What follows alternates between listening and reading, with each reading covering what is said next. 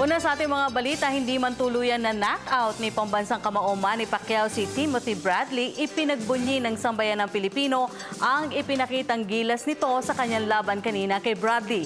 May report si Julius Tisamburo. Wagi via unanimous decision si People's Champ at Sarangani Representative Manny Pacquiao kontra Timothy Bradley. Sa score na 116-110 mula sa judges, nakuha ni Pacman ang tagumpay. Hindi man tuluyang na-knockout ni Pacquiao si Bradley, sa ikatlo nilang pagtutuos ay kontento naman ang kanyang mga taga-suporta sa ipinakita ni Pacman.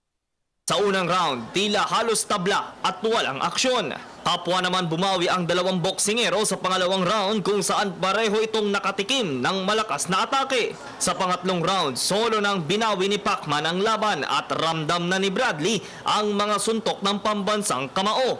Sa mga sumunod na rounds, bagamat naging maingat ang dalawa, isahan pa rin ni Pacman si Bradley. Pagdating sa ikapitong round kung saan napatumba na niya ito. Hindi naman pinalampas si Bradley ang ikawalong round kung saan bumawi ito ng malakas na suntok. Hindi na tinag ang pambansang kamao sa pinakawalang suntok ni Bradley. At sa 9th round, naging mainit ang suntok ng fighting congressman hanggang sa taon ay napabagsak muli si Bradley dahilan upang bilangan ito ng mandatory 8 count ng referee. At dahil sa kanyang pagkapanalo, buhos ngayon ang pagpapaabot ng suporta kay Pacman. Sa ipinadalang mensahe ni dating Pangulo at kasalukuyang Manila Mayor Joseph Ejercito Estrada, nais nitong magretiro si Pacman na bitbit ang pagpupunta.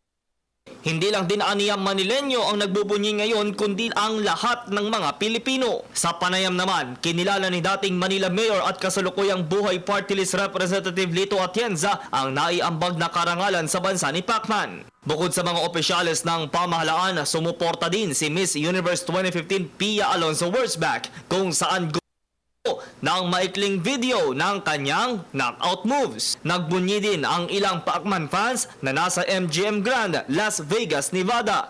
Lahat ng Pinoy saan mang panig ng mundo, saludo sa iyo, aming pambansang kamao.